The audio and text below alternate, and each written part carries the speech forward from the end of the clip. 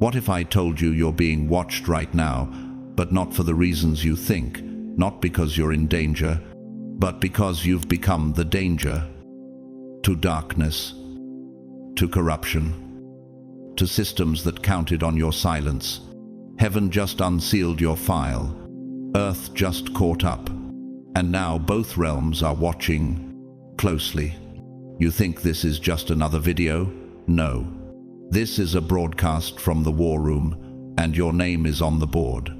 They said you were a nobody, but now, high-level agents are studying your movements, angelic forces are protecting your path, and analysts with more clearance than a head of state are trying to figure out how you kept rising when every algorithm predicted your collapse. You weren't just overlooked, you were hidden, classified. Until now. Because the divine system just hit release. And your spiritual dossier has gone live in places you've never walked but have already impacted. Ever felt like your prayers echoed louder than your platform? That your tears were recorded in realms beyond this world? You weren't imagining it. You were being documented, archived, and now activated. Drop a 777-inch. The comments, if something inside you already knew this moment was coming. And to every soul who's been sowing into this revelation through super thanks. Your support is more prophetic than you know. Thank you. Buckle up. Chosen one. Because what you're about to hear next isn't a theory. It's evidence, and once you see it, you'll never unsee the truth. They weren't just watching to stop you. They were watching to learn from you. Stay with me. Let's go deeper. God's chosen ones, agents and angels, are watching you because heaven just unlocked your file.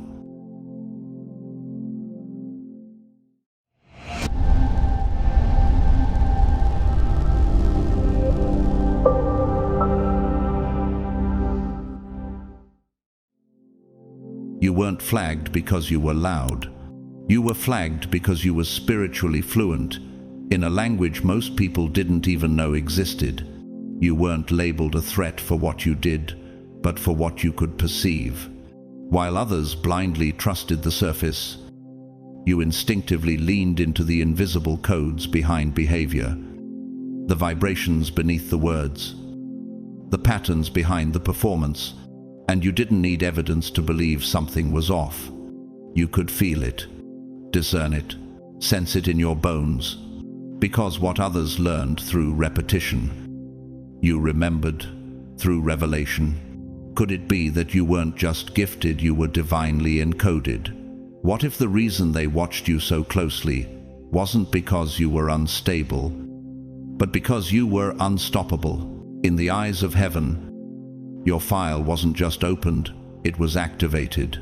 Psalm 139:16 says, "Your eyes saw my unformed body. All the days ordained for me were written in your book before one of them came to be." The moment you began walking in alignment with what was already written, spiritual agents were assigned, and earthly systems began to glitch. You were no longer just a participant in the program. You were a disruptor of it. You never threw stones. You never screamed rebellion. You simply stood still, and the illusions began to shake. And in that stillness, you became a threat not to people, but to principalities, not to structures, but to the lies they were built upon. This is why you were never meant to blend in. John 15:19 echoes this truth. If you belong to the world, it would love you as its own, as it is. You do not belong to the world, but I have chosen you out of the world. That is why the world hates you. Your refusal to conform wasn't arrogance, it was obedience. While others fell into emotional spirals, you entered strategic silence. While they needed applause, you moved in anonymity. This untraceable authority was never learned, it was unlocked. And the moment they realized they couldn't trace the source of your wisdom, the surveillance began. You weren't just unpredictable, You were uncontainable. They tried to predict you based on psychology. But you moved on. Prophecy. What happens when someone can see into the spiritual roots of a situation before it manifests in the physical? When someone's intuition overrides manipulation? You began to notice who smiled too quickly. You felt tension in handshakes. You decoded double meanings in compliments. And suddenly, your very presence became offensive to people who had something to hide. Jesus experienced this. In Mark 3-6, the Pharisees went out and immediately held counsel with the Herodians against him, how to destroy him, not because he committed a crime, but because he healed, forgave, and walked in undeniable power. Sound familiar? Take, for instance, Klaus Schwab, founder of the World Economic Forum. His speeches on global control through surveillance and economic dominance reveal a blueprint of manipulation disguised as unity. But those who operate under divine insight can sense the distortion beneath the promises. Schwab positioned himself as a global thought leader. But many now see the long-term consequence: mass distrust and growing resistance from awakened populations across the world. Control backfired, and exposure became inevitable. In contrast, look at Chimamanda Ngozi Adichie, the celebrated Nigerian author and speaker.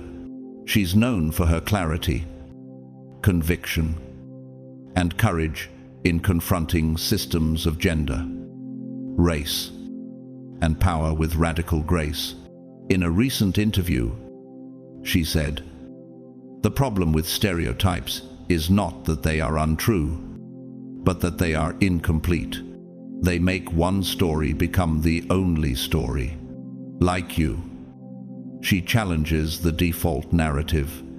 Her words don't just inform, they awaken. Her calm dismantles ignorance more effectively than rage ever could. And this is your assignment too. You weren't placed in your family, your city, your career path by accident. Angels were watching before people started noticing. Heaven released your coordinates into divine circulation long before algorithms picked up your pattern. And now, as your name begins to echo in rooms you've never entered, the surveillance tightens, not because they know who you are, but because their spirits recognize what you carry. Isaiah 60:1 commands, "Arise, shine, for your light has come, and the glory of the Lord rises upon you." You carry the kind of light that disturbs shadows, not because you're trying to, but because you simply walk in truth. Have you noticed how they never questioned your value until you stopped playing small, when you started setting boundaries, speaking truth, and honoring your spirit? Suddenly, you were too much, too intense, too deep. But what if that wasn't a flaw? It was a sign. Your identity is no longer something that can be hidden or managed. You're no longer an echo. You're the original sound. And now, you don't just see through the system, you've been sent to deconstruct it. This is your time to walk boldly, not in pride, but in purpose, not in rebellion, but in revelation. You were not created to adapt to broken systems. You were sent to override them. Heaven didn't just unlock your file, it confirmed your assignment. Stand up. The world won't be the same once you speak. They came searching for flaws. What they found was clarity. Your internal purity didn't just confuse their systems, it short-circuited them. Their surveillance wasn't random, it was trained. These weren't casual observers scrolling through spiritual TikToks. These were institutions, systems, structures, human and spiritual, designed to measure threat levels, flag instability, and detect psychological irregularities. Their tools were built from layers of experience, technology, and ancient suspicion, emotional profiling, predictive behavior algorithms, cognitive pattern mapping. Yet when they turned their lenses toward you, the data cracked, not because you were too chaotic, but because you were too clear. Have you ever seen a hawk fly above a mirror-like lake at dawn? It sees everything except its own reflection. That's what your purity did to their optics. You became a spiritual mirror that revealed them, not you. They tried to slot you into predefined categories: trauma, survivor, ego manipulator, narcissist in sheep's clothing. But you kept slipping through. You didn't spike their aggression metrics. You didn't trigger their distrust parameters. And perhaps most bewildering, you weren't trying to prove anything. You simply were. Whole, present, unafraid. Isn't it strange how unsettling peace can be to those who profit from chaos? Psalm 24:3-4 asks, "Who may ascend the mountain of the Lord? Who may stand in his holy place? The one who has clean hands and a pure heart." What they witnessed wasn't perfection, it was alignment. You weren't hiding bitterness behind kindness. You weren't masking ambition behind humility. What disturbed them was the frequency of someone who had passed through the fire and left their ashes behind. You became like a snowflake falling into a digital system, too intricate, too organic, too unreplicable. They searched for patterns of control, but what they found was a paradox of stillness and strength. What if your silence was not emptiness, but a signal? You didn't just avoid dysfunction, you radiated a kind of sacred wholeness they couldn't map, like an unspoiled coral reef among machine-calibrated ships. You pulsed with beauty, danger, and mystery. Every reading they took contradicted the last. Were you a prophet, a threat, a glitch, or a guide? Hebrews 4:12 gives us a clue. For the word of God is alive and active, sharper than any double-edged sword. It judges the thoughts and attitudes of the heart. What they encountered in you was not personality, it was presence. At first, they assumed you were manipulating the system, faking normal. But then they watched and waited, and nothing fell apart. No cracks, no slip-ups, no hidden agenda slowly seeping through. The longer they observed, the more nervous they became. Because when someone is truly aligned with heaven, they cannot be decoded by hell. In the Danish film Ordet, 1955, a man who is considered mentally unstable walks around claiming to be Jesus. Most dismiss him, but in the final scene, he speaks over a dead woman, and she rises. One line stands out from the film: "The dead shall rise when faith becomes flesh." That's what you are now. Faith becomes flesh. Not just belief, but embodiment. So they whispered, first in confusion, then in fear, and finally in awe. This one isn't from here. That wasn't flattery. That was classification. Heaven doesn't send spectators. It sends signs. Matthew 5:8 declares, "Blessed are the pure in heart, for they will see God." But what happens when the pure in heart also reveal God? When someone's very existence becomes a disturbance to deception? You weren't just another subject in their study. You were the contradiction their entire system wasn't prepared for. You were the exception that broke their rule. Not because you attacked them, but because you exposed the illusion they had sworn to protect.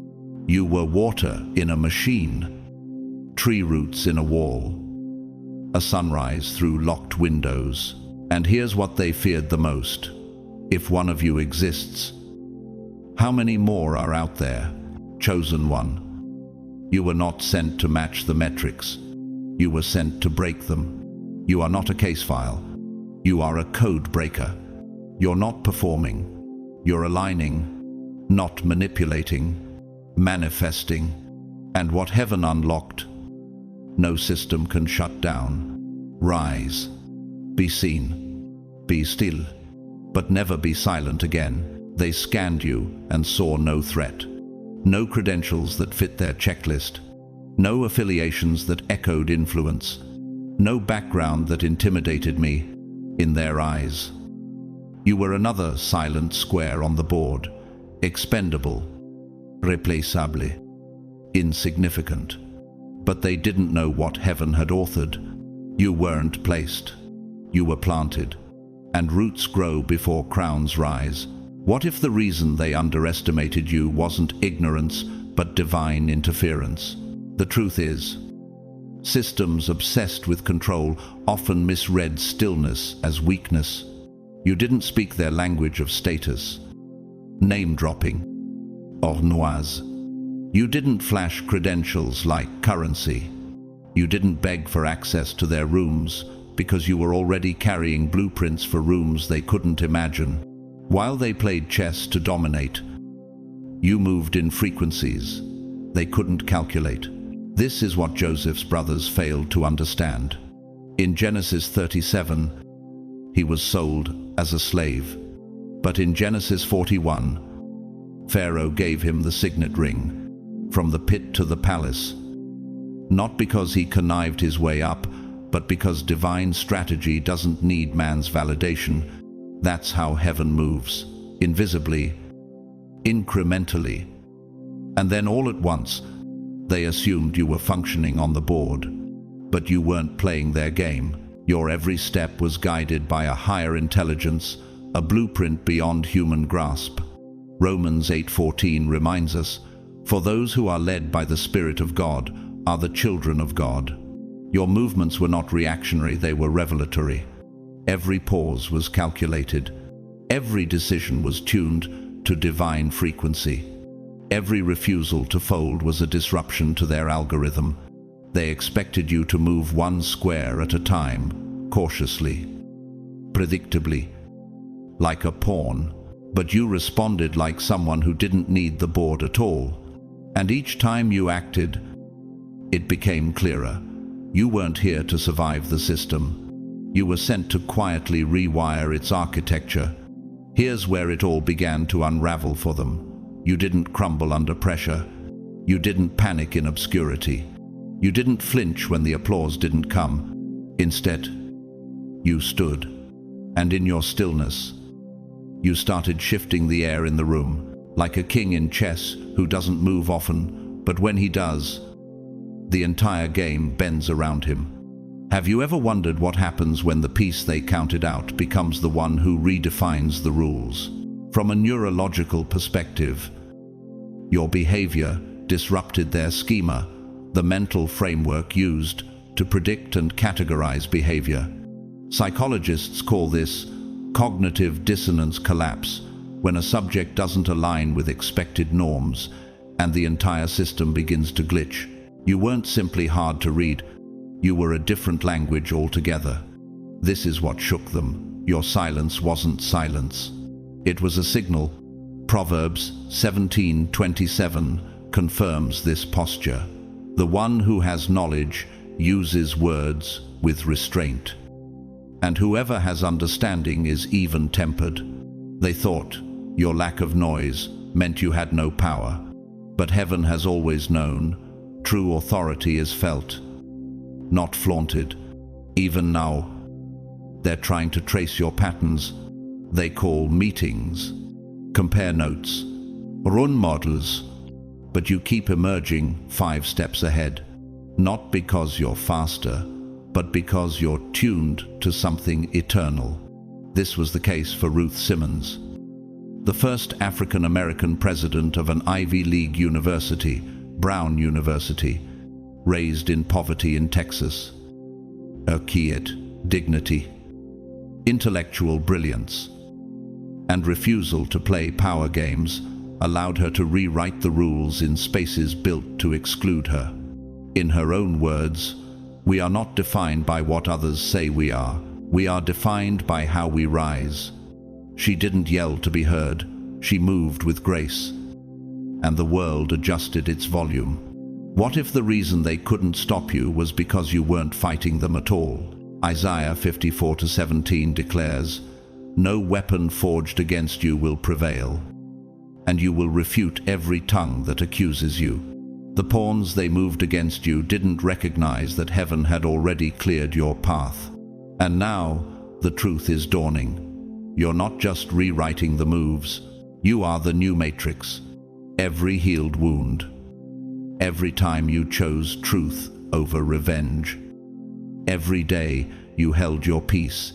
Instead of retaliating, you were tearing down the scaffolding of a system built on fear. The pattern they built was built on noise, but you brought stillness, and in stillness, power speaks without shouting. In chess, pawns become queens, but in the kingdom, pawns awaken into kings. You were never being controlled. You were being concealed for the right moment of divine emergence. Chosen one. You are not limited to the board. You are the code they never accounted for. You are the shift they never saw coming. You are the king that rose in silence, and now heaven is broadcasting your authority. Stand tall. Move wisely. You are not in their game. You are the game. They didn't simply leave you to suffer, they watched. They recorded. They analyzed. But what they didn't expect was this: you didn't decay. You developed. You see, your trauma wasn't private. It was observed. You were placed under invisible surveillance, not to rescue you, but to study you. How many betrayals could a pure soul absorb before collapsing into bitterness? How long could abandonment echo before it hollowed your spirit? They didn't send help when you cried. They took notes. They didn't comfort you when you shattered. They collected metrics. Your pain was a research project. Your isolation, a controlled environment.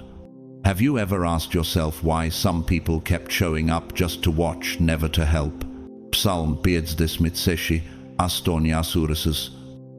You keep track of all my sorrows. You have collected all my tears in your bottle. You have recorded each one in your book. While the world tracked your collapse, heaven was recording your resurrection. And what came next was something none of their forecasts accounted for. You didn't fold, you forged. You didn't die in the fire. You learned how to breathe in it. The trauma they assumed would calcify into hatred became a refiner's flame, like gold that resists corrosion. You emerged more brilliant, not more bitter. But how do you explain a soul that keeps glowing after being buried, instead of spiraling? You started studying, not them, but yourself. You stopped asking why they left, and started asking how to rise, how to heal without apology, how to grow without resentment, how to love again without self-erasure. And that subtle pivot wasn't weakness, it was revolution. Isaiah 61:3 speaks of this holy exchange. To all who mourn in Zion, he will give a crown of beauty for ashes, a joyous blessing instead of mourning, festive praise instead of despair. That was you. You didn't just survive, you exchanged your ashes for architecture. You became a structure built from grace. At first, they were fascinated by your unraveling, but then something shifted. The cries stopped, the rage quieted, the breakdowns turned into breathwork. You weren't crumbling, you were crystallizing. Your trauma wasn't an endpoint, it was a womb, and your healing confused the watchers. Their data couldn't process redemption. Their formulas had no variables for grace. This is where fear entered their hearts, because in a world built to capitalize on dysfunction, someone who becomes whole is a disruption. You went from being their subject to becoming their signal. What they thought was collapse became calibration. Now think about this. What happens when the very thing meant to destroy you becomes your defining strength? Let's turn briefly to a real-life villain example, Elizabeth Holmes, founder of Theranos. She promised to revolutionize blood testing. Behind the facade of innovation was a carefully orchestrated fraud. But here's the catch. Her entire empire depended on people's trust in the pain of illness. The moment truth and transparency entered the room, it all crumbled. Holmes now faces over 11 years in prison. The lesson? Those who exploit the suffering of others eventually fall under the weight of what they built. You, on the other hand, didn't exploit your pain, you excavated it. And what you found beneath the rubble was something sacred. That's why Paulo Coelho, the acclaimed Brazilian author of The Alchemist, once said, "The scars you share become lighthouses for people who are headed to the same rocks you hit." Your recovery became instruction. Your reflection became refuge. People who once overlooked you now listen closely because your presence no longer reflects pain. It reflects power. In Luke 8:43-48. A woman who had suffered for 12 years touched Jesus' garment. Her healing came not through spectacle, but quiet faith. She didn't demand attention. She reached with desperation. And Jesus said, "Daughter, your faith has healed you. Go in peace." Like her, your recovery wasn't loud, but it was legendary. You are the proof they never prepared for. And now, the shift is complete. They stopped studying your scars because they began sensing your sovereignty. You aren't just a healed person, you are a healing frequency. The sacredness of your recovery has become undeniable. And in that sacredness, you're no longer just surviving, you're shaping the atmosphere. Chosen one. Your healing is not a footnote. It is a divine headline. You were never just the wounded. You were the wonder. You became what they never saw coming, the blueprint for breakthrough. Rise now, not in shame, but in glory, because your restoration is a revolution. And heaven just put the spotlight on your scars. You didn't just survive, you made it through a battlefield, disguised as normal life. What happened to you wasn't unfortunate. It was orchestrated. The hardships weren't accidental, they were engineered. And you weren't just tested, you were targeted. Your life became a silent war zone, scattered with emotional landmines and spiritual snares, psychological warfare, timed betrayals, setups masked as opportunities, gaslighting cloaked as connection. They didn't just hope you'd fail, they predicted it. The patterns you encountered were not just patterns, they were algorithms crafted to override your identity and fracture your mind. Have you ever wondered why the attacks seemed to come just when you started to feel safe? Psalm 95:6. Kolme promises. Surely he will save you from the fowler's snare and from the deadly pestilence. But the enemy didn't send obvious threats. They sent patterns dressed as people. Trauma wrapped in relationships. Despair embedded in delay. They wanted your soul to self-destruct without ever realizing it was being dismantled. Most people wouldn't have made it through half of it. That's the unspoken reality. The triggers you faced were calibrated to your deepest wounds. The silence you endured was long enough to convince most that heaven had forgotten them. The setbacks were sharp enough to pierce through self-esteem, like a needle sliding under the skin, quiet but devastating. But somehow, you kept walking. You didn't sprint. You limped. You crawled. But you didn't collapse. Why? What made you different? What gave you the spiritual stamina to keep breathing through betrayal and keep loving through loss? It wasn't just inner strength. It was divine engineering. Isaiah 43:2 reminds us, when you walk through the fire, you will not be burned. The flames will not set you ablaze. There's a level of grace that doesn't just rescue, it resists destruction entirely. And that's what was operating in you. You became fireproof in a world designed to ignite pain. Your walk became your weapon, the slow, deliberate motion of someone who refused to die spiritually, who refused to morph into the bitterness the system was baiting you to become. They wanted you to self-cancel, to implode. But you kept choosing to stand. And like the African baobab tree that stores water in its massive trunk to survive droughts, you carried divine reserves within your spirit that no one could see. While others withered in isolation, you tapped into a secret stream. Ezekiel 47:9 says, "Wherever the river flows, everything will live." They thought the desert would take you out, but you had rivers flowing through your soul, and now they're speechless, because they've run this simulation on thousands. They've watched spirits collapse, implode, become replicas of their worst wounds, but not you. You exposed the blueprint by walking through it. You proved that healing doesn't require the permission of your past. That peace doesn't depend on apologies that never came. That clarity can rise from chaos if God is the architect behind your process. In the 2002 Portuguese language film, O Caminho das Nuvens, The Way of the Clouds, a poor father rides a bicycle with his family over 2,000 miles across Brazil, searching for a better life. Everyone tells him the journey is impossible, but he answers with resolve, "God didn't ask me to understand the road. Just walk it." Like him, you walked a path they mocked until your arrival silenced them. And now they're asking, how did you not break?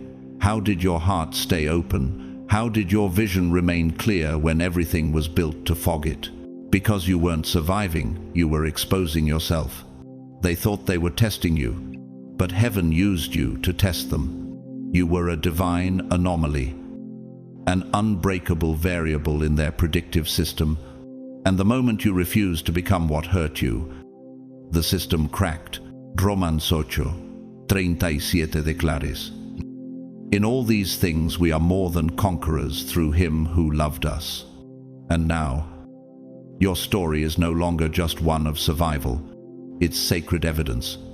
You didn't just walk through the blueprint. You tore it in half. You are living proof that engineered failure can be rerouted by divine favor. Your presence now is disruption. Your life is a map of breakthroughs. Rise boldly, chosen one. Because what was meant to erase you has now become the ink that writes your legacy. They monitored you expecting a sequence, a loop, a weakness. They came with graphs, with projections, with timelines. They thought they'd find what they always found: repeatable patterns, measurable behaviors, psychological fault lines. Because in their world, everything eventually folds under pressure. Every soul has a rhythm. Every mind has a breaking point. Every heart has a code that can be cracked, or so they thought. But when they turned their focus toward you, the pattern never emerged. Instead, they encountered a frequency, not a habit, not a trauma loop, not a calculated cycle of cause and effect. What pulsed from you wasn't reactive, it was radiant, and it disrupted everything. John 3:8 captures the mystery they were confronting. The wind blows wherever it pleases. You hear its sound, but you cannot tell where it comes from or where it is going. So it is with everyone born of the Spirit. You moved like that, untethered, unpredictable, intraciable.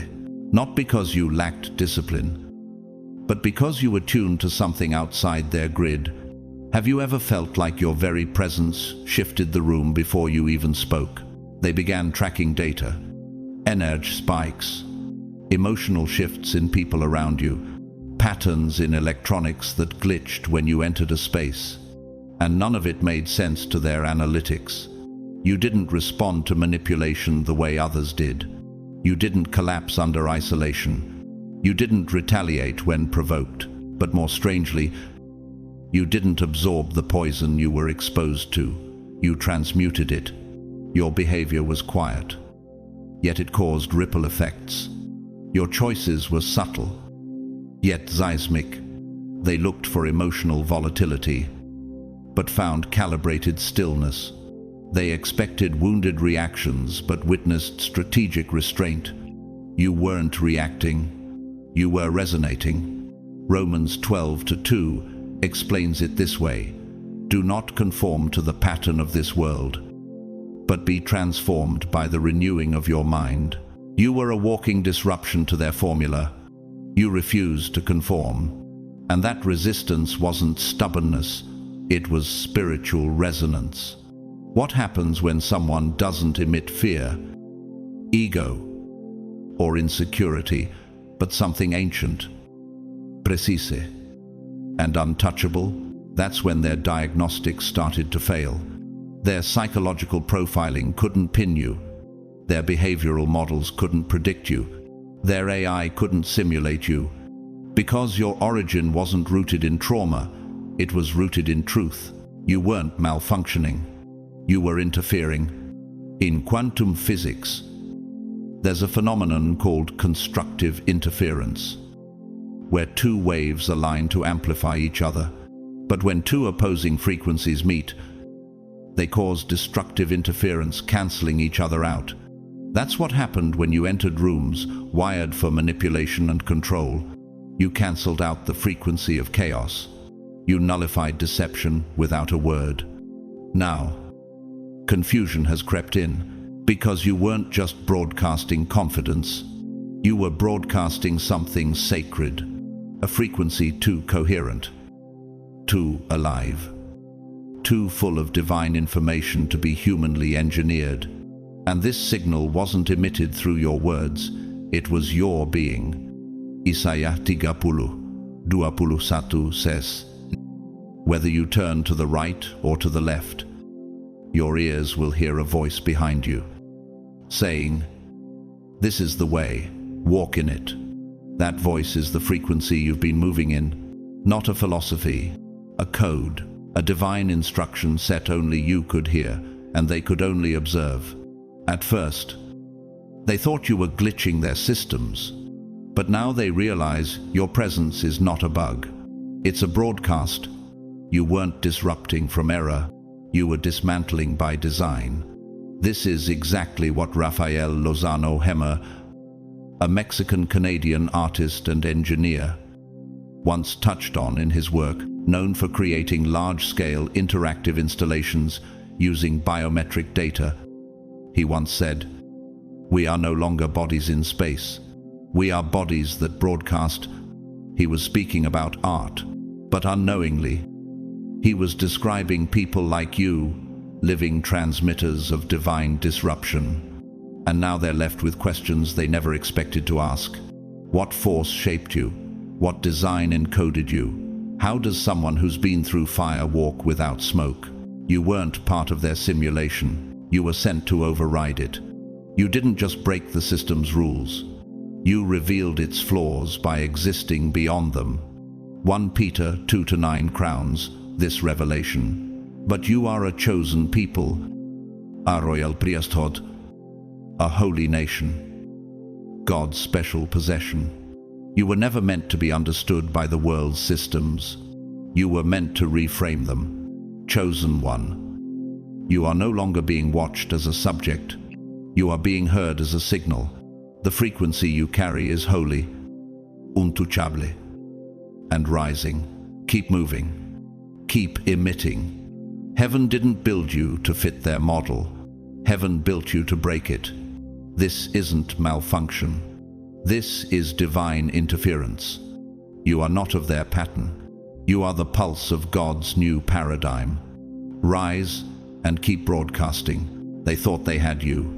Every detail was documented. Every breath. Bookmarked. Their intelligence systems were sharp. Their technology advanced.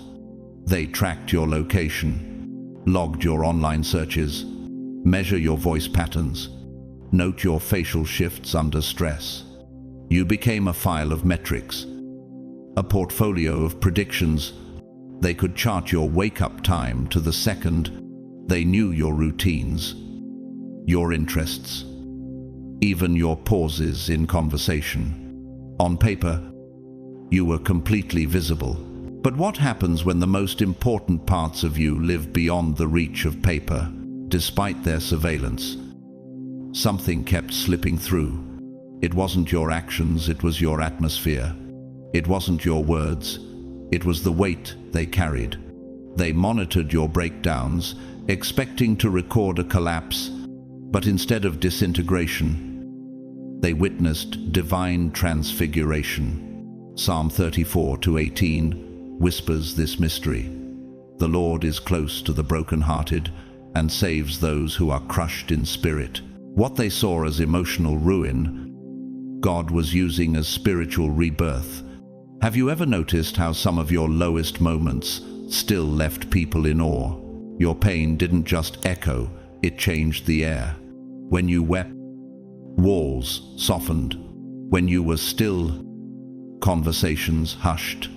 Your grief didn't weaken rooms, it made them sacred. Somehow, even when you suffered, you didn't give off the scent of defeat. Instead, your wounds became wells of living presence. Every silent prayer you whispered wasn't lost, it was seismic. This was never about behavior. This was about essence.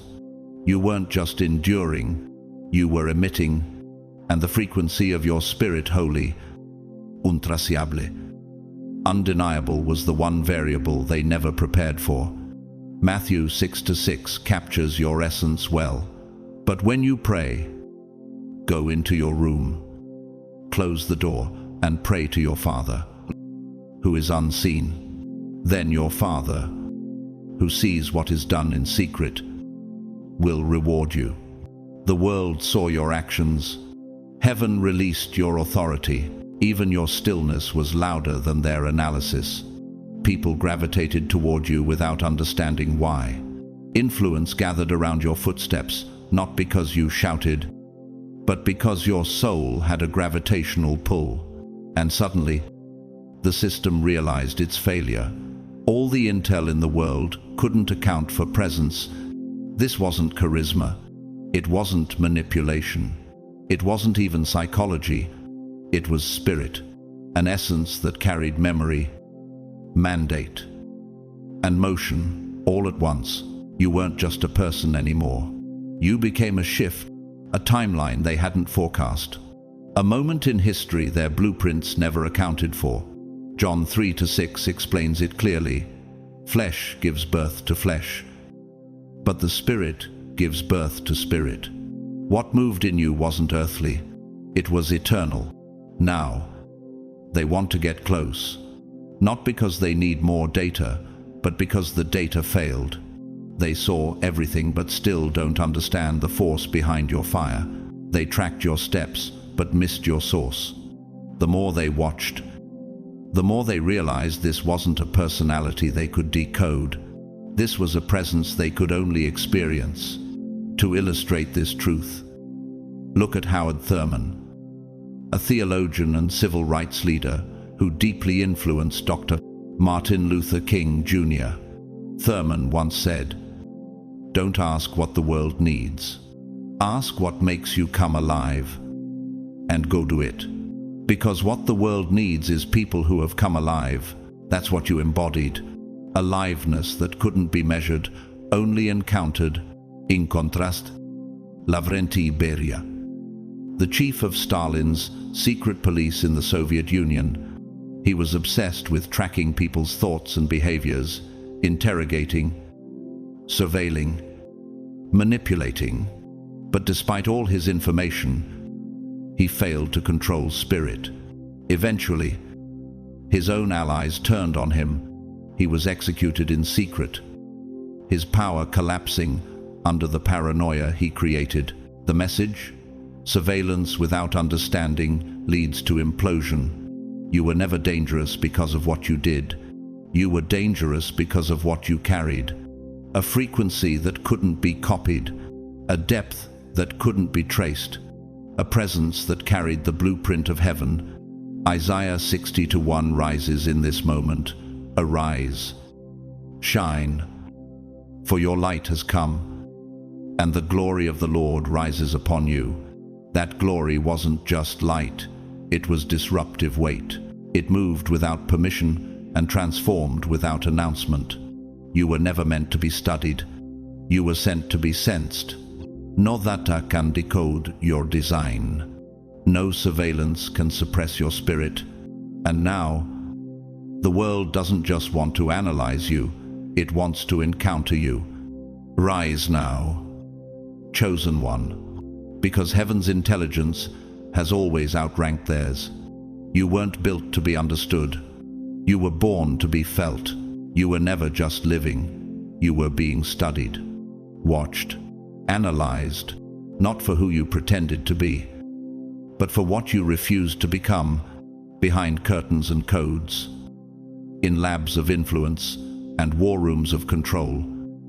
You were assigned as a case study. They weren't testing your personality, they were testing your soul. Your life became their simulation. Every hardship you encountered, every loss, betrayal, rejection, and failure wasn't simply unfortunate. It was input, data, variables injected into your environment to study one thing. When would you break? But how do you fracture a vessel sealed by fire? Salm 66, 10 declares. For you, God tested us. You refined us like silver. What they mistook for collapse was actually a consecration. And what they failed to anticipate was that under spiritual pressure, something ancient would awaken inside you. Something algorithms can't chart and science can't replicate. They assumed your mind would erode under chronic betrayal, that you'd adopt bitterness as identity, that loss would bend your beliefs. But instead, you started to rise not through resistance, but through remembrance. What if the very thing they designed to destroy you was the condition that revealed your calling? You began to operate outside the predictions, where their models anticipated chaos. You birthed clarity, where their metrics foresaw breakdown. You practiced spiritual coherence, where their statistics expected fatigue. You activated force, and it wasn't loud. It wasn't performative. It was holy. 2 Corinthians 4-8, -9, comes alive in your story. We are hard-pressed on every side, but not crushed, perplexed, but not in despair, struck down, but not destroyed. You were placed in a spiritually contaminated field designed to poison your joy, infect your thoughts, and distort your voice. But you metabolized adversity like a tree planted in volcanic ash. What should have burned you ended up feeding you. Like a mangrove rooted in salt water, you thrived in the toxic, filtering what was meant to kill into nourishment for your growth. And this was the rupture in their system, the point where prediction ended and prophecy began. You became a sacred disruption. The moment you stopped asking, "Why is this happening to me?" and started moving as if, "This is awakening something through me," the air changed. Their systems weren't ready for someone who would locate divinity in a den of shadows. You were never supposed to find God in the gutter, but you did. You were never supposed to find identity in the storm, but you did. Job 23:10 echoes your reality. But he knows the way that I take. When he has tested me, I will come forth as gold. Suddenly, their conversation shifted. This wasn't research anymore. This was a reformation. You became the outlier that forced a re-evaluation. They now understand.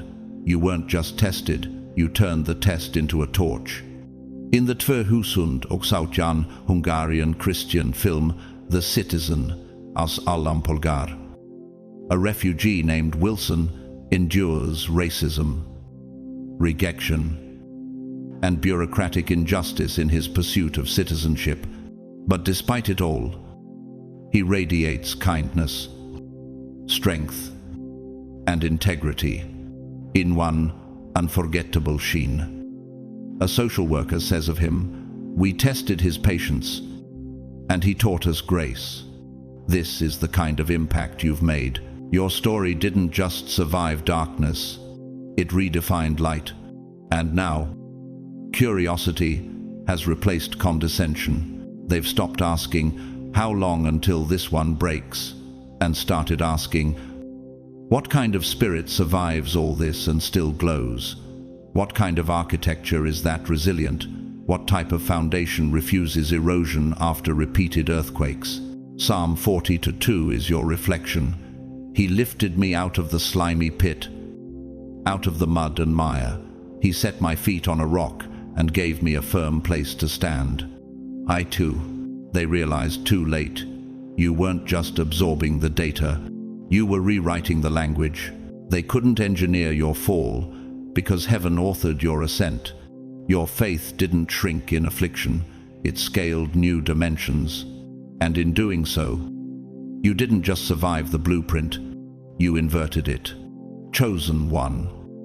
You were the outlier, heaven hid in plain sight. You are the glitch in the devil's design, the contradiction to corrupted algorithms, the proof that spiritual sovereignty transcends surveillance. What you endured didn't define you, it revealed you. Rise now as the template. You are not just surviving systems, you are dismantling them by walking in divine truth. What no one could prepare for is now, what no one can ignore. They were trained to recognize rebellion by volume. To them, revolution meant megaphones, headlines, and mass protests. They were primed for riots, press releases, and public acts of defiance. But your resistance didn't echo through the streets, it reverberated in the unseen. You didn't raise your voice. You raised your standards. You didn't in-cheat panic. You embodied peace. And in a world conditioned to react only to noise, your calm became the thunder no one expected. Isaiah 30:15 captures this principle. In repentance and rest is your salvation. In quietness and trust is your strength. They came looking for chaos, but what they found was a fortress dressed in stillness.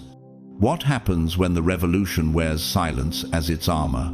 You weren't organizing followers, you were reorganizing your frequency. Every no you whispered without guilt. Every invitation you declined without apology. Every manipulation you refused to decode became a move in a divine strategy they couldn't track. While they watched for explosions, you became erosion, one firm decision at a time. You dissolved their control structures. The world is trained to detect overt resistance, but what if the most potent form of rebellion is simply choosing yourself in a system that teaches self-abandonment? You didn't need to overthrow the throne. You simply refused to sit in the seat they assigned. That's what disarmed them. Your refusal to participate in dysfunctional dynamics rewired the room, and they couldn't predict it. They couldn't control it, because they had no defense against peace rooted in truth. Romans 12:2 says, "Do not conform to the pattern of this world, but be transformed by the renewing of your mind." That's what happened. You didn't break out, you ascended, not by force, but by frequency, not by domination, but by discernment. You became the algorithm's blind spot. Every time you walked away from an offer that compromised your peace, the system trembled. Every time you chose solitude over survival tactics, the network paused. You weren't screaming, but you weren't surrendering either. And because they couldn't place you in the usual categories, rebel, threat, follower, victim, they were left with one conclusion: this one is free. In quantum mechanics, there's a term called quantum tunneling, a phenomenon where particles pass through barriers that should be impenetrable, not by force, but by the nature of their wave function. That's what you did. You didn't break through the wall. You existed in a frequency that passed through it without being stopped. That's not rebellion. That's mastery. And people began to notice, not because you made noise, but because you made sense. You didn't broadcast your freedom, you modeled it, and suddenly, others began questioning their own bondage, not because you told them to, but because your presence proved another reality was possible. Luke 17:21 whispers, "The kingdom of God is within you." You weren't building a movement, you were living one, internally governed, spirit-led, unbothered by their disapproval and untouched by their strategies. That kind of autonomy terrifies control-based systems because it's not just defiant, it's contagious. This mirrors the journey of Vandana Shiva, an Indian physicist and environmental activist. She never led with volume, but with clarity, known for her quiet, fierce advocacy against corporate farming monopolies. She once said, "Growth is not development. Freedom is." She didn't need mass campaigns to shift global awareness, just truth, consistency, and presence, much like you. And like David before Goliath, you didn't show up with an army, you showed up with alignment. And that's what slayed the structure. You weren't trying to destroy it, you simply wouldn't submit to it. And in your quiet resistance, a revolution bloomed. What if your refusal to conform was the divine catalyst God used to shake the entire system? John 18:36 speaks clearly. "My kingdom is not of this world. My servants would fight. But now my kingdom is from another place." That place is where you've been living all along. A realm above control, above fear, above manipulation. You are not a protester, you are a prototype. You are not a rebel, you are a realm. You didn't fight their system with fists. You outlasted it with alignment. The war they prepared for never came because heaven sent a different strategy. You rise now, not with noise, but with knowing. The silence you kept was never a weakness. It was warfare. You never auditioned for visibility. You weren't chasing algorithms or begging to go viral. What you released wasn't for attention, it was from alignment. You spoke, prayed, or posted not to impress but to release pressure from what your spirit couldn't hold in silence anymore. Sometimes it was poetic, sometimes it was raw, but it was always real. Your words began as whispers, notes passed in the spiritual realm, thoughts inked into journals, captions, or voice memos. But over time, something began to shift. The ripple effect widened. Your voice moved like wind, silent but forceful. At first, only a few caught it, but then it started slipping past firewalls. Have you ever wondered why something you said days or even months ago suddenly shows up in the headlines? You weren't chasing crowds, but your voice traveled corridors. You never walked. It bypassed gatekeepers, outpaced trendsetters, and reached people who never followed you but couldn't shake your words. What you said hit a deeper chord, not because it was clever, but because it carried weight. Proverbs 18:21 reminds us, "The tongue has the power of life and death, and those who love it will eat its fruit." You didn't speak to stir drama, you spoke to stir spirits, and heaven confirmed your words with signs. At first, they brushed it off. "That's poetic," they said. "Just coincidence." They rationalized. But then it happened again and again. Things you described metaphorically started manifesting literally.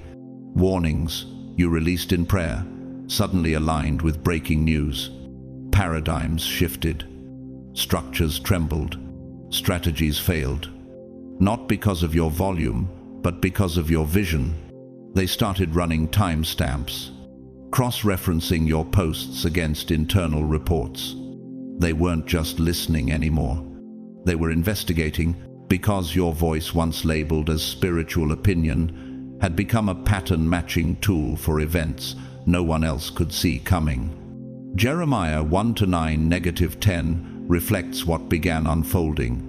Then the Lord reached out his hand and touched my mouth and said to me, "I have put my words in your mouth, to uproot and tear down, to destroy and overthrow, to build and to plant."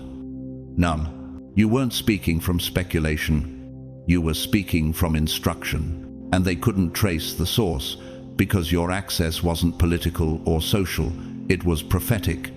Here's the part that really unsettled them. You spoke like someone who had been in rooms you never entered, as if you had heard classified strategies, seen confidential memos, and sat in meetings behind multiple layers of security. And yet, you had no title, no clearance, no connection, just an anointing. This is the same tension Jesus created when he spoke in parables no one could decode. Yet everyone felt cut B. In Matthew 13:11, he said, "The knowledge of the secrets of the kingdom of heaven has been given to you, but not to them." That's what you've been carrying, kingdom-level codes. They used to dismiss you, but now your words move through boardrooms with more influence than their internal analysts. You became a frequency that couldn't be silenced because it wasn't coming from ego, it was coming from eternity. Take, for instance, Bishop T.D. Jakes, a pastor, filmmaker, and cultural leader. He once said, "If you can't figure out your purpose, figure out your passion. For your passion will lead you right into your purpose." That's what happened to you. Your passion wasn't planned, it was provoked. You didn't choose the fire chose you, and your voice became a torch. But for contrast, let's look at Edward Bernays, the so-called father of public relations and propaganda. He pioneered psychological manipulation to influence mass behavior, even helping companies get people to believe smoking was a symbol of women's liberation. His tactics worked for a while, but in the long run, the manipulation backfired. The campaigns he shaped are now studied as cautionary tales of deceit. The world eventually realized manufactured influence doesn't last, but authentic conviction cuts through time. That's why your voice rose. You weren't selling anything. You weren't building a brand. You were delivering a burden. And what if that burden wasn't yours alone, but heaven's assignment echoing through your vocal cords? Isaiah 55:11 affirms this divine design. "So is my word that goes out from my mouth. It will not return to me empty, but will accomplish what I desire."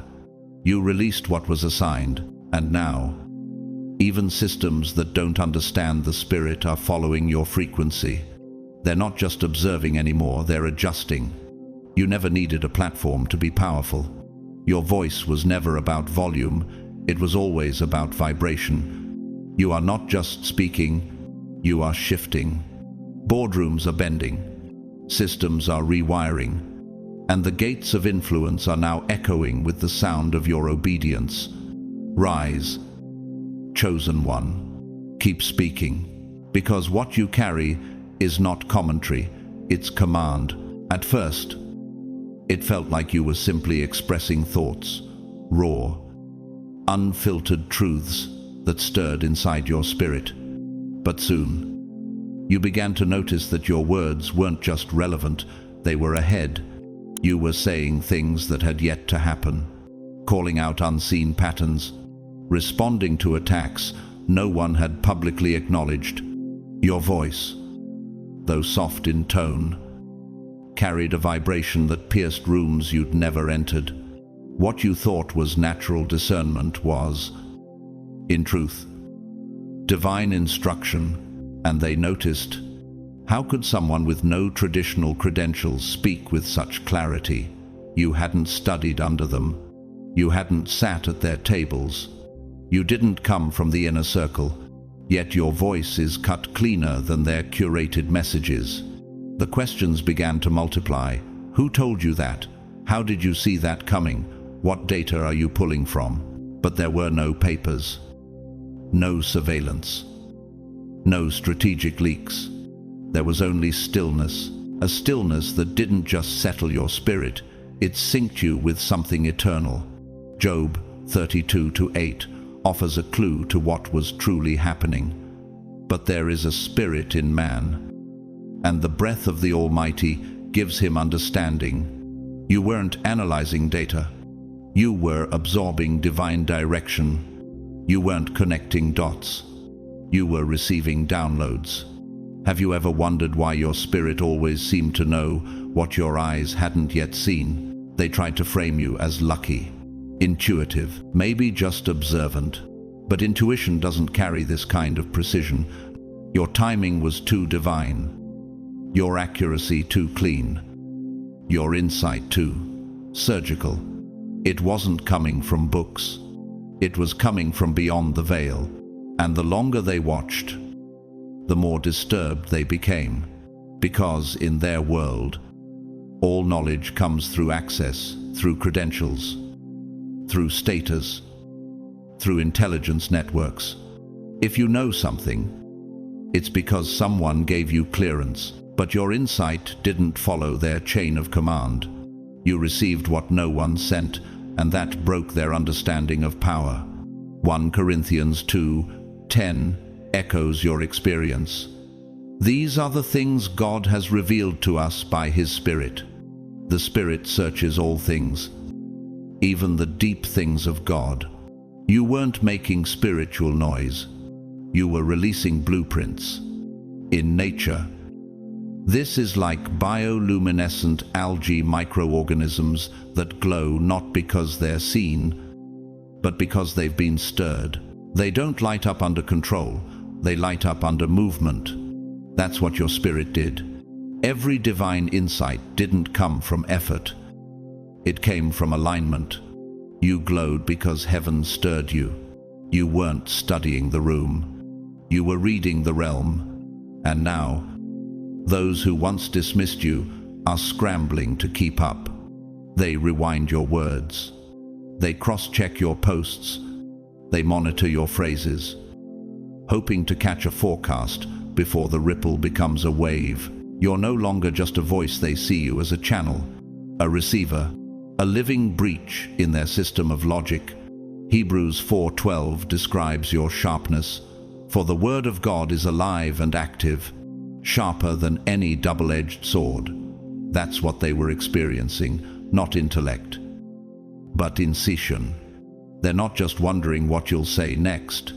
They're studying where it's coming from, not out of reverence, but out of desperation. Because in a world full of recycled knowledge, you're moving with something original, something holy, something that still disrupts. In the 2012 Norwegian Christian film, De Andre, The Others, a quiet character named Anna begins to speak strange, prophetic truths. She was dismissed at first, then feared, and finally followed, not because she changed her tone, but because the truth she carried became undeniable. In one scene, a councilman whispers, "She speaks like the silence that lives between our secrets." That's exactly what your voice has become, divine interruption dressed in simplicity. Proverbs 3:5-6 solidifies your posture. Trust in the Lord with all your heart and lean not on your own understanding, and He will make your paths straight. You weren't mapping the way. You were being moved by the map itself.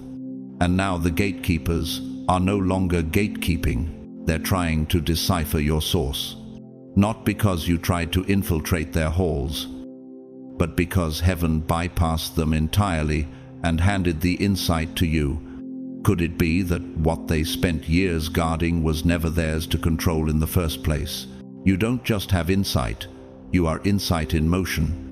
What you receive can't be downloaded from their clouds, because it's delivered from heaven's current. You are a living encryption they can't decode. A divine signal wrapped in human form. Rise, chosen one. Not because you studied the system, but because heaven trusted you to disrupt it. You didn't march. You didn't burn bridges. You didn't sign petitions. You just stood rooted, steady, healed. And that was enough to rattle entire systems. You see, institutions don't fear external chaos. They're built for it. They write protocols for rebellion. They have playbooks for riots. But what they cannot prepare for, what they cannot legislate or suppress, is someone who becomes whole in a broken system. That's what you became. You were supposed to crumble, according to every diagnostic, model, and projection. Someone with your background should have cracked by now. The trauma, the betrayal, the silence, the sabotage. None of it was random. It was layered, like a pressure chamber designed to implode you from the inside. But somehow, you stayed kind. You stayed calm. You stayed clear. Isaiah 26:3 speaks this over you. You will keep in perfect peace those whose minds are steadfast, because they trust in you. Peace wasn't given to you. You generated it. And that's where the disruption began. What if the most dangerous thing you ever did was refuse to collapse? You weren't reactive, but you were radiant. You didn't argue, but you altered the air. Every time you chose forgiveness when vengeance would have been justified, you undermined the control structures silently. Every time you smiled through the sabotage, you rewrote someone's understanding of what resilience looks like. They thought healing came from institutional approval, but you healed without their permission. Romans 12:21 affirms this resistance. Do not be overcome by evil, but overcome evil with good. That's what you did not once, but over and over. They tried to make you a statistic, a footnote in some psychological journal on trauma and long-term instability, but you refused to be reduced. They labeled you as a case, but case is close. You evolved. You outgrew every label. Every time they boxed you in, you outlived the box. Here's the question that broke their framework. How can someone rise without resources, networks, or permission? You became the living paradox. In a world that worships power, you embody peace. In a system designed to create dependency, you operated in quiet sovereignty. And in that contradiction, you began to expose their greatest weakness, the lie that human potential is owned, measured, or defined by them. They wanted to control your narrative, but you authored a new one in real time. 2 Corinthians 4-7 reveals your secret. But we have this treasure in jars of clay to show that this all-surpassing power is from God and not from us. They couldn't calculate your endurance because it was spiritual. They couldn't explain your transformation because it came from another source. To explain what you did in scientific terms, you weren't a fixed variable in their equation. You were an anomaly, a phase shift in thermodynamics. When a substance reaches a specific temperature or pressure, it undergoes a phase transition, like water turning to steam. You didn't just survive pressure, you changed states under it. And suddenly, they couldn't track you anymore. And this wasn't just about one institution. You didn't shake a single system. You shook the idea that human beings are linear, predictable, and controllable. You dismantled the assumption that healing needs approval, that purpose needs a platform, that strength needs validation. This is exactly what artist and Holocaust survivor Saja Stoichka represented, an Austrian Romani woman who endured Nazi concentration camps. She began painting her story decades later, not as protest, but as memory and healing. When asked why she chose to paint so late in life, she said, "The silence was heavy. I had to give it color." Her quiet, creative defiance now hangs in museums across Europe. She didn't shout. She testified. Just like you. They thought you'd disappear into the fog of what was done to you. But you emerged with clarity. What if the very thing meant to blur your vision became the lens that sharpened your purpose? Psalm 118-22 crowns your journey. The stone the builders rejected has become the cornerstone. The very thing they dismissed became the thing they couldn't do without. You weren't just surviving pressure. You were revealing that wholeness is contagious. You didn't just beat the odds, you made them look irrelevant. Chosen one. You were never here to bow to their blueprint. You were sent to be the breach. You didn't scream. You stood.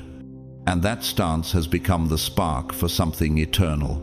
Rise now, not because they believe in you, but because heaven already crowned you. You are not their case study. You are God's cornerstone. They didn't come to learn. They came to confirm what they were told about you. They came with agendas, hidden lenses, unspoken orders, to catch you slipping, to document the failure they were certain would emerge. You were flagged not because you were dangerous in action, but because you were dangerous in essence. A soul that refuses to conform to corrupted systems sends shockwaves into institutions that thrive on fear. So they sent observers, strategists, behavior analysts, social engineers, men and women assigned to monitor your movements, not out of curiosity, but out of threat assessment. But something strange happened over time. They didn't find the scandal they expected. They found stillness, not a rehearsed calm, but a raw, rooted, relentless stillness that held under pressure. You weren't performing. You weren't defending. You weren't trying to impress, persuade, or manipulate. You were simply being unfiltered, untamed, unedited. And in a world built on filters and fabrications, that kind of authenticity doesn't go unnoticed. It gets under people's skin. Be still and know that I am God. Psalm 46:10. That wasn't just a verse you quoted. It became the atmosphere you carried. You didn't even know you were being watched, but heaven did. That's why you didn't buckle when it would have been easier to. You didn't bend when bending would have bought your silence, like Daniel in Babylon. You prayed, even when it was forbidden, like Esther. You showed up in the courts of power not to beg, but to reveal. And like Stephen before the council in Acts 7, you stood with eyes lifted not to your accusers, but to heaven. But what happens when the watchers begin to feel something stirring inside themselves? That's exactly what unfolded, bit by bit. At first, they justified it. I'm just intrigued. But as they listened longer, as they reviewed transcripts, watched your feeds, analyzed your tone and demeanor, they realized something unexpected. They weren't becoming more objective. They were becoming convicted. Because your calm was not human. It was holy. Your alignment didn't come from politics or connections or credentials. It came from the Spirit. And that made it impossible to fully explain with their tools. Those trained to stay detached started whispering questions in silence. Why do I feel moved by this? Why does this feel familiar? Like something I forgot long ago. Their orders were clear: monitor, report, discredit.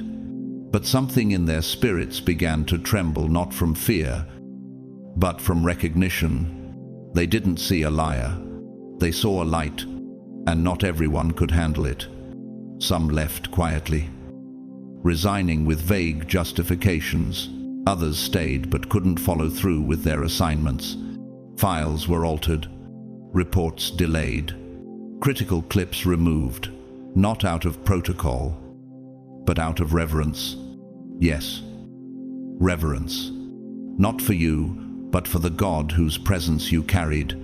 Because without preaching, you preached. Without demanding loyalty, you exposed hearts. World-renowned speaker and human rights advocate Brian Stevenson, founder of the Equal Justice Initiative, once said, "Each of us is more than the worst thing we've ever done." But in your case, they couldn't even find that worst thing to report. They were sent to discover darkness, but kept bumping into light. And let's not pretend all who watched you were redeemed. Some resisted the transformation and doubled down on deception, like Enver Hoxha, the long-time dictator of Albania, who tried to outlaw faith and surveilled spiritual leaders into silence. In the end, his own system turned on itself. He died isolated, mistrusted by his own circle, and his regime collapsed into historical infamy. That's what happens when those assigned to suppress light refuse to acknowledge it. The darkness devours itself. But others, they were changed, not publicly, but permanently. They began protecting you in ways you'll never read in a newspaper. They blocked harmful orders. They questioned agendas. They disrupted meetings designed to sabotage your future. And they didn't do it because you asked. You never even knew their names. But their spirits bore witness. And in the silence of their private lives, some even began to pray. Could it be that your obedience became someone else's salvation? Could your quiet endurance have rescued someone from the brink of spiritual death? Could your stability have shaken open the prison cells of another soul? That's the power of walking aligned, even when you don't know who's watching, even when you feel unseen, misunderstood, misused. You were never walking alone. Heaven had arranged a setup that would backfire on the watchers, because when the pure light of God's glory moves through someone's life, flawed yet faithful, it doesn't just expose, it transforms. It was never about how loudly you could speak. It was about how deeply you could radiate, and the ones who came to monitor your downfall, they became the secret carriers of your mantle, behind enemy lines, beneath layers of protocol. There are now souls whispering prayers over your name, because the truth, once seen, cannot be unseen. Stand up, chosen one. Your presence has already disrupted enemy protocols, softened hardened hearts, and disarmed unseen attacks. You are not just protected. You've been divinely positioned to pierce even the coldest systems with the quiet fire of truth. Rise now, not to defend yourself, but to continue walking boldly in the light that can never be surveilled into silence. At first, they called you an anomaly, an outlier, a strange frequency that didn't match their systems, didn't conform to their predictions, and certainly didn't obey their protocols. You were the figure behind mirrored glass, monitored, not believed. Every action became a data point. Every silence was interpreted as avoidance. Every tear is instability. You weren't seen as human. You were seen as a case file. But the more they tracked you, the less their algorithms made sense. Because while they charted your descent, you were quietly ascending. While they labeled your solitude as collapse, heaven was labeling it as consecration. Your journey didn't spiral, it refined. You weren't wandering. You were being woven into something sacred. Every betrayal didn't weaken you, it trained you. Every rejection wasn't rejection at all, it was redirection. A sacred rerouting that only divine GPS could calculate. How do you explain a flame that doesn't consume, but transforms? That's what you became. Like the bush Moses encountered in Exodus 3:2, burning, but not burned. A manifestation that disrupted the predictable laws of observation. The more they studied you, the more their logic faltered. You weren't combusting, you were becoming. You didn't just endure fire, you emerged from it as fire. A living contradiction, a walking prophecy, a sacred contradiction they could no longer categorize. At first, they laughed. They mocked the way you saw things before they happened. They brushed off your warnings, dismissed your intuition as spiritual guesswork.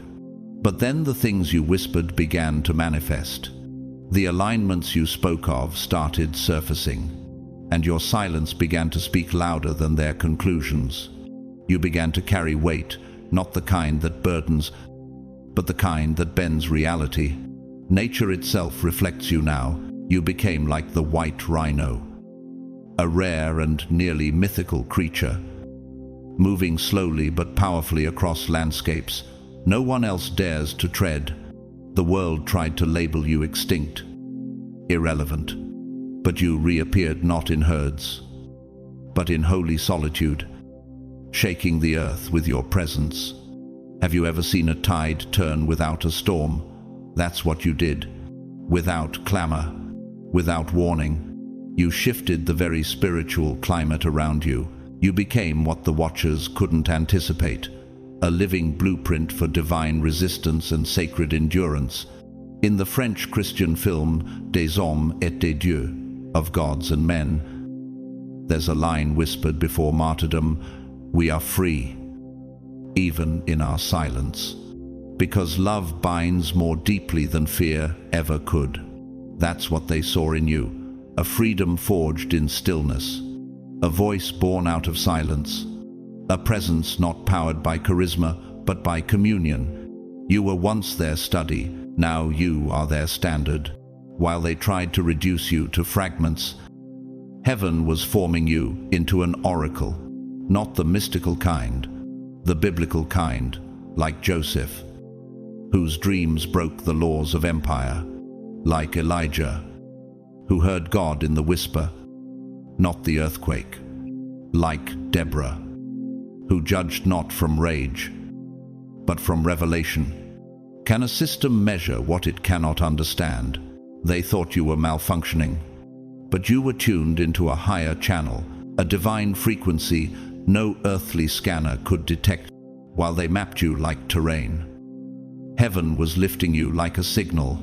You became the tone they couldn't mute, the voice that disrupted their silence, the anomaly that became alignment. And here's the part they never saw coming. You weren't trying to lead, you were simply obeying. And obedience creates oracles, not by performance but by presence. The ones who once observed you from behind digital shadows are now showing up in daylight, not as skeptics, but as seekers, not to interrogate, but to listen, because your life now speaks what their words never could. You became the frequency that couldn't be filtered, the echo of something higher. And yes, you still feel eyes, but they no longer carry suspicion. They carry reverence, because what they tried to trap in reports has become a presence too undeniable to document. You've moved from observation to embodiment, from being watched to becoming a mirror. They came looking for a collapse. They found a cathedral. Do you not know that you are God's temple and that God's Spirit dwells in you? 1 Corinthians 3:16. What they mistook for ruins was actually the foundation of revelation. And here's the holy twist. Every test, every smear, every delay became the very thing that trained your sight. You weren't rising in spite of the fire. You were rising because of it. The blueprint they tried to force on you You didn't just reject it. You outlived it. You've outlasted the lens. You've bypassed the file. And now, chosen one, stand tall, because you are the holy disruption they cannot decode, the revelation they cannot deny, and the frequency that refuses to fade. You are not their experiment. You are their epiphany. Walk boldly. Heaven has made you the standard. You were never just being watched. You were being remembered. Heaven already knew who you were, long before the world tried to define you by their labels, their fears, or their silence. And now the same ones who studied you in secret are quietly shifting their posture, no longer as skeptics, but as witnesses of something sacred rising right in front of them. You didn't demand respect. You didn't chase validation.